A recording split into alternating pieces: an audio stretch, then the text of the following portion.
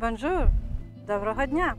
Сьогоднішній день я вирішила присвятити перлині французької рів'єри, дуже гарному селу на скелястому мисі Корніш-Майян з довгою історією та короткою назвою Ез.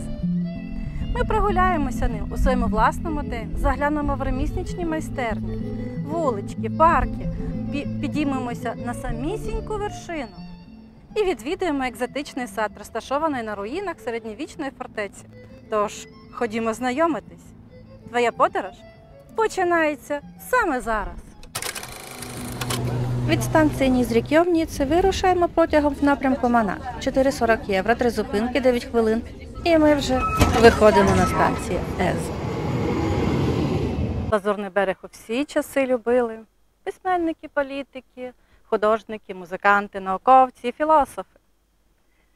Якщо сісти на поїзд за напрямком Ніца-Монако, вийти на станції Ес-Сюр-Мер, що розташована біля самого узбережжя, можна пройти історичною стежкою Ніцше. У 1883 році філософ зійшов з потяга, повернув праворуч від залізничного вокзалу і вирішив пішки піднятися до села, яке загубилося високо в горах.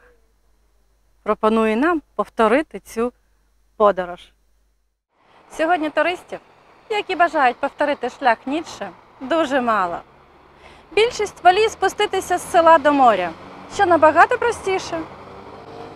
Або доїхати до Оз на машині, або автобусі. На самому початку маршруту встановлено показчик «Стежка Ніцше». Місцеві жителі, до речі, нікому не радять підніматися і з жахом повідомляють, що йти близько години, а то й 2. Дорога складна і тільки на перший погляд здається оманливо зручною. Але ж справжніх туристів не відмовити. До того ж, не щодня можна пройти такою тропкою. Тож, запрошую до пригоди. Перші пару сотень метрів дорога комфортна і спокійна. Але зручна дорога раптово перетікає у складну, готову будь-якої миті підставити підніжку, схопити коріннями за взуття і штовхнути вниз. Тиша. І тільки коники співають, і дика природа довкола дивує. Чим вище до гір, тим складніше і красивіше. Кілька метрів, обертаєшся, і дух захоплює від сонця, що затопило все навколо, і особливо море. Здається, ніби сонце грає з морською водою, смажить її і насичує відтінком оливкового листя. Поки йдеш далі, сонце смажить тебе нещадно, тому краще підійматися стежкою рано вранці. З дерев ніби капає сонячна олія і все довкола огортає сонячна енергія. Вона заколисує. Ще декілька метрів обертаєшся, боячись пропустити красу і не встигнути запам'ятати її, схопити і забрати з собою в холодну зиму. Тут зупиняєшся, не шкодуючи про час. Чим далі дорогою, тим ближче гори, і небо перетікає в море вже ніжно-блакитного кольору. До речі, саме прогулюючись до Ес, філософ розмірковував про можливості та подолання перешкод і згодом написав книгу. Так казав Заратустра. Здійснивши підйом до Ес, можна подолати себе і стати навіть трохи надлюдиною. Добре, що я обожнюю прогулянки складними маршрутами та заздалегідь потурбувалася про зручне взуття, комфортний одяг та крем від засмаги. Якщо ж тривалий крутий підйом вам не по душі або не по силах, до Ес можна дістатися з Ніци автобусом. Як це зробити? Розкажу наприкінці відео. Перше, що вас зустріне, піднявшись стежкою, це парфумерна фабрика Фрагонар. Великий бутік із парфумерною та косметичною продукцією марки Фрагонар існує з 1926 року. Можемо перепочити від спеки, заскочивши на екскурсію, де розповідають про історію, про натуральні компоненти, які використовують в парфумерній продукції, а також про старовинні технології виробництва. Основні інгредієнти, серед яких лаванда, жасмін і мімоза, ростуть в Провансі. Проте деякі трави і спеції необхідно завозити з інших країн. Наприклад, апельсин і лимон прибувають з Каліфорнії, США, бергамот – з Калабрії, Італії, а шавля і коріандр – зі Східної Європи. Відвідування фабрики тільки з екскурсоводом. Групу чекати не треба, навіть якщо ви прийдете один, екскурсію все одно проведуть. І вона, до речі, безкоштовна. Візит по фабриці триває недовго, приблизно 20-30 хвилин і зазвичай закінчується торгівельним залом. Шкода, що камера не навчилася передавати аромати. Я і досі їх відчуваю, коли пригадую ту екскурсію. Але ми сюди приїхали не заради парфумерії. На нас чекає дещо більш старіше і захоплююче.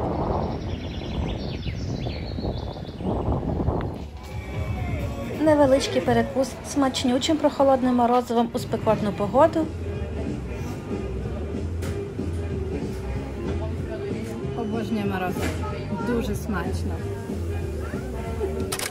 І можемо вриватися у захоплюючий, наповнений легендами старовинний Ез. Старовинне і дуже красиве село Ез розташоване, як я вже казала, між Ніцею і Монако на висоті 427 метрів, звідки відкривається неповторний вид на лазурне узбережжя. Свою історію село веде з незапам'ятних часів. Воно було засновано в 600 році до нашої ери плем'ям лігурів і стало одним з найперших поселень на лазурному березі Франції. Пізніше сюди прийшли римляни і побудували фортецю. Існує думка, що його назва пов'язана з ім'ям староєгипетської богині Ізіди. Упродовж віків село було предметом суперечок і розбратів, переходячи від одного власника до іншого. Лише у 1860 році Ес остаточно закріпився у Франції.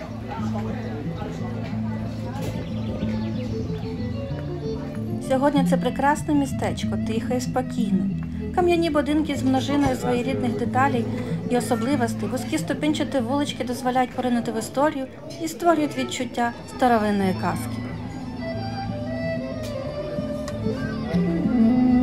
Але потрібно бути готовим до того, що сходинок буде дуже багато.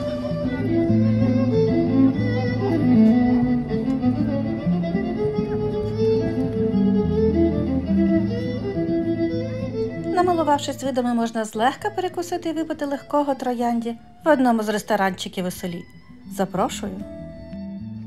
Всі ресторанчики тут привабливі. Закуски прості, але завжди свіжі. Готують поволі, але за цей час ви можете спустошити келих інший легкого рожевого вина з оливками на закуску. Смачно, розслаблює і життя від рожевого вина, як у рожевих окулярах.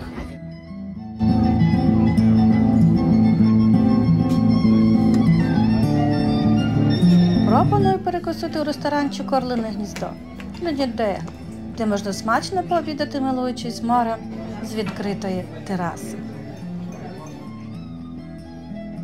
Працює ресторан щодня, крім п'ятниці та суботи, з 12 до 17 взимку та з 12 до 21 влітку.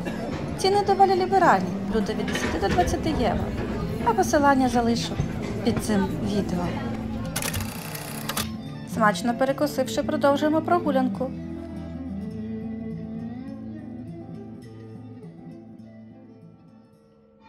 Тут варта уваги церква Успіння Пресвятої Богородиці, побудована у 18 столітті італійським архітектором Антоніо Спінеллі. Тут зберігається єпіскопський хрест, що й наводить на думку, що назва села походить від імені древньої єгипетської богині Ізіди. Він стоїть на руїнах більш раннього храму і був побудований під командуванням герцога Савойського Карла Іммануїла III. Ходімо подивимося.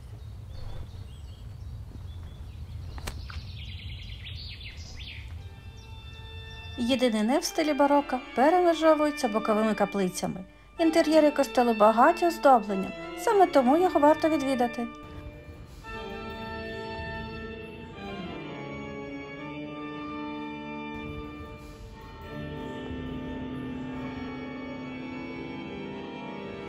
Охристий фасад церкви виконано в неокласичному стилі з двома греко-корінфійськими пилястрами в оточенні квадратної дворівневої дзвіниці. Від старовинної храмової архітектури переходимо до красот природи. Відвідуємо екзотичний ботанічний сад, що розташований на вершині, де вражаюча колекція кактусів, дерев та рідкісної рослинності оточує залишки старовинного замку. Ходімо знайомитись. Здавалося б, сад кактусів. Що тут такого? Але він зовсім незвичайний.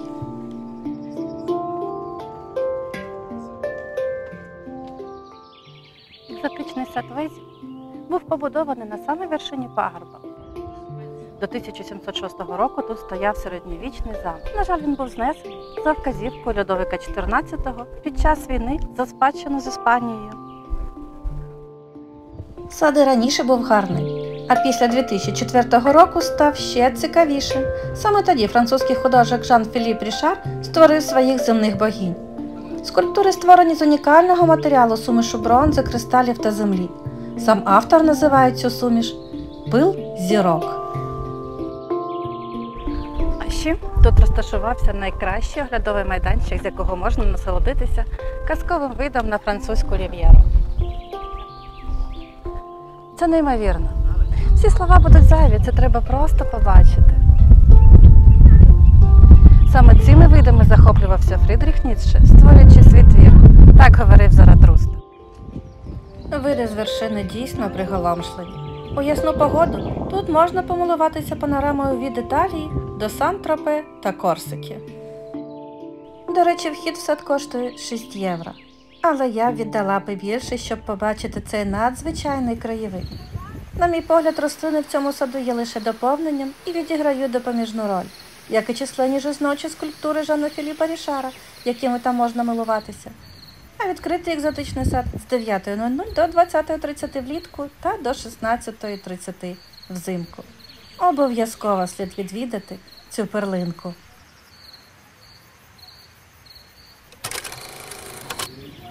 Трохи втомилися. За келихом рожевого розповім, як і обіцяла, як дістатися сюди з Ніцци автобусом. Все дуже просто. Від станції Вобан за 30 хвилин та 1,5 євро доїжджаємо до станції Плато Правосуддя. Автобусом номер 82. А розклад руху автобусів можна переглянути за посиланням під відео. Взагалі ми причудово провели сьогоднішній день. Прогулянка вузькими вуличками Ези створює враження відвідування старовічного замку, якому немає кінця.